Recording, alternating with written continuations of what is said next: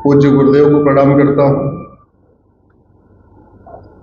जिन्होंने इतना अच्छा विचार दिया। हम लोग उस विचार पे आगे बढ़ रहे हैं। आप सबको प्रणाम करता हूँ, मंच को प्रणाम करता हूँ। एक बार मैं बोलूँगा, ऐसी कोई बीमारी नहीं, और आप बोलिए जिसकी कोई दवाई नहीं। मैं कहूँगा ऐसी कोई समस्या नहीं, आप कहिए जिसका समाधान नहीं। ऐसी कोई बीमारी नहीं, ऐसी कोई समस्या नहीं। ये मैं बार बार इसलिए बोलता हूँ कि पहले इंजीनियर था वकालत करने से पहले, तो हमें यही सिखाया गया। खासतौर पे जब मैं मारुति में था, जापान की कंपनी थी, तो वहाँ एक ही बात सिखाई जाती है, और जापानियों में आज भी ये स्कूलों में सिखाया जाता है कि मानव निर्मित कोई भी समस्या लाइलाज नहीं है। जापानियों का कहना है कि सुनामी, आंधी, तूफान, जो प्रकृति प्रदत्त समस्याएं हैं, उसका इलाज तो करना शायद असंभव हो, लेकिन मानव निर्मित कोई भी समस्या लाइलाज नहीं होती। और हम भगवान की दी हुई समस्याओं से परेशान नहीं हैं। हम किसकी समस्याओं से परेशान हैं? मानव निर्मित। और भारत की कोई भी समस्या वर्ल्ड वाइड भी नहीं है। आप उठा के देखिए, एक एक करके एक बार लिस्ट करना शुरू करिए। आपके घर में अखबार आता होगा, अखबार में जितनी समस्याएं, अखबार में समस्या निकलती है, कभी समाधान तो निकलता नहीं है। अखबार पढ़िए, समस्या लिखिए। न्यूज चैनल पे भी समस्या दिखाई जाती है, अस्थायी समाधान क्या है, उसका रूट काज क्या हो तो दिखाया नहीं जाता। सोशल मीडिया यूज करते हैं तो भी आपको फुल ऑफ प्रॉब्लम्स। अगर उन प्रॉब्लम्स को आप लिखेंगे, देखेंगे, उसकी वाईफाई एनालिसिस करेंगे, उसमें 5 बार वाई लगाएंगे, तो फिर आपको बात समझ में आएगा, अच्छा इसका ये इलाज हो सकता था, इसका ये हो सकता है, इसका ये हो सकता है। मेरा व्यक्तिगत मानना यह है कि भारत की कोई भी समस्या लाइलाज नहीं है, क्योंकि भारत की पूरी कोई भी समस्या दुनिया के 200 देशों में नहीं है। भारत की कुछ समस्याएं ऐसी हैं भारत में, लेकिन दुबई में नहीं है, कुवैत में नहीं है, बहरीन में नहीं है, अबू धाबी में नहीं है। भारत की कुछ समस्याएं ऐसी भी हैं जो दिल्ली में तो है, लेकिन सिंगापुर में नहीं है, जापान में नहीं है, अमेरिका में नहीं है। बस दिक्कत केवल यही हो रही है, समस्या की बात हो रही है, मूल कारण क्या है, अस्थायी समाधान क्या है, इस पे चिंतन नहीं हो रहा है। अखबारों में भी समस्या लिखी जा रही है, न्यूज चैनलों पर भी समस्या दिखाई जा रही है, हमारे यूट्यूबर भी लगातार समस्या बता रहे हैं, लोकसभा में भी समस्या पे चर्चा हो रही है, राज्यसभा में भी समस्या पे चर्चा हो रही है, विधानसभा में भी समस्या पे चर्चा हो रही है। तो लोकतंत्र के चारों स्तंभ समस्याओं पे चर्चा कर रहे हैं, रूट काज और परमानेंट सोल्यूशन पर नहीं कर रहे। मेरा व्यक्तिगत मानना है, शिक्षा में संस्कार हो, कानून का खौफ हो, 80% समस्याएं अपने आप खत्म हो जाएगी। केवल 2 काम कर दिया, शिक्षा में संस्कार हो, कानून का खौफ हो, घूसखोरी, कमीशनखोरी, दलाली, कटमनी, तोलाबाजी, हवालाबाजी खत्म हो जाएगी। शिक्षा में संस्कार हो, कानून का खौफ हो, मिलावटखोरी, नशा तस्करी, मानव तस्करी, सोना तस्करी, कालाबाजारी खत्म हो जाएगी।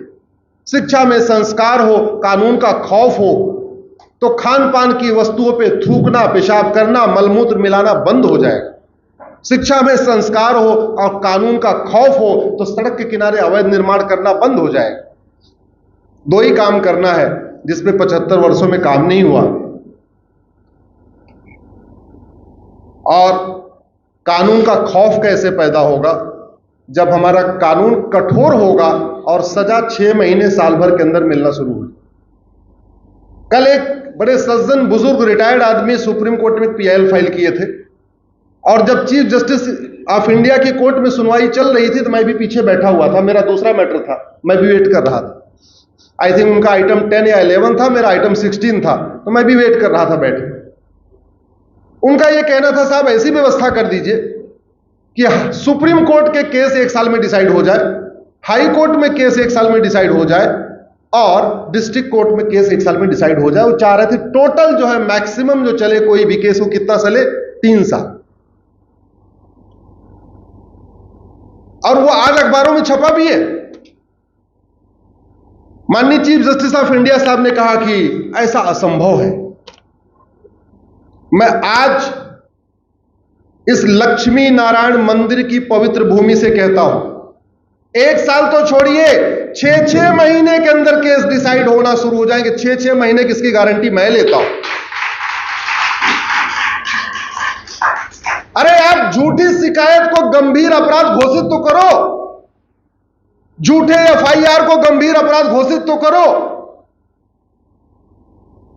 झूठे हलफनामा को गंभीर अपराध घोषित तो करो, झूठी गवाही को गंभीर अपराध घोषित तो करो,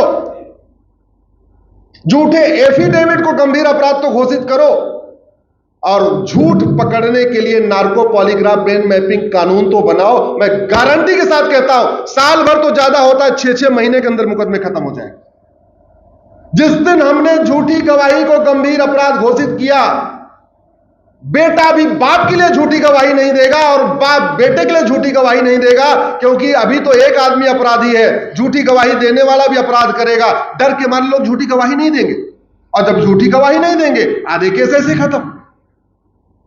आज जो 5 करोड़ केस चल रहे, मैं आज रिपीट कर रहा हूं यहां से, ये 5 करोड़ में से 2.5 करोड़ केस अपने आप विड्रॉ हो जाए, केवल झूठी शिकायत गंभीर अपराध हो जाए, झूठी जांच गंभीर अपराध हो जाए, झूठा एफआईआर गंभीर अपराध हो जाए, झूठी गवाही गंभीर अपराध हो जाए, झूठा एफिडेविट गंभीर अपराध हो जाए, चीटिंग, फ्रॉड, फोर्जरी और परजरी गंभीर अपराध हो जाए, 50% केस अपने आप बाहर हो जाए। मुकदमे इसलिए चलते हैं क्योंकि दबंग को पता है कि मैं ये गरीब की जमीन कब्जा कर लूंगा, इसको 50 साल तक लड़ाता रहूंगा, 50 साल इसकी जमीन पर मैं फसल उगाऊंगा, व्यापार करूंगा, और 50 साल के बाद हार भी गया तो कुछ नहीं होगा, इसकी जमीन उसको लौटा दूंगा। यही तो होगा। दुनिया के कई देशों में हारी हुई पार्टी को जीते हुए पार्टी के मुकदमे का खर्चा उठाना पड़ता है। जो पार्टी हार गई, जज साहब कहते हैं जीता हुआ पार्टी इतने साल झेला है, इसका इतना खर्चा आया है, इसकी वकील की फीस ये हारी हुई पार्टी देगा। ये प्रावधान है।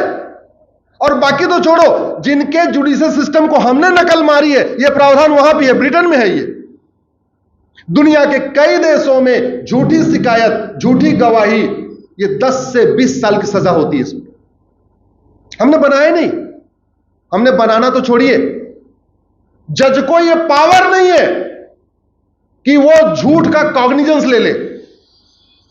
ये आपको आश्चर्य लग रहा होगा कि आपको लगता होगा ये कैसे, ऐसा है।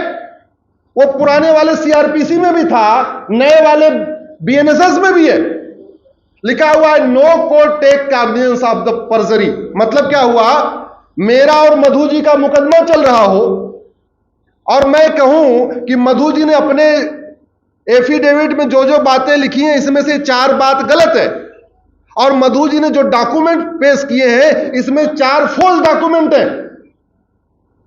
उसके बावजूद उस जज को कॉग्निजेंस लेने की पावर ही नहीं है।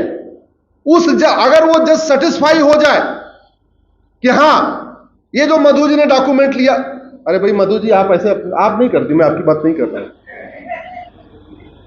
अगर जज सेटिस्फाई भी हो जाए कि जो डॉक्यूमेंट है इसका आधार फर्जी है, राशन कार्ड फर्जी है, ड्राइविंग लाइसेंस फर्जी है, बर्थ सर्टिफिकेट फर्जी है, वोटर आईडी फर्जी है, जो भी डॉक्यूमेंट फर्जी है, तो उस जज को शिकायतकर्ता बनना पड़ेगा।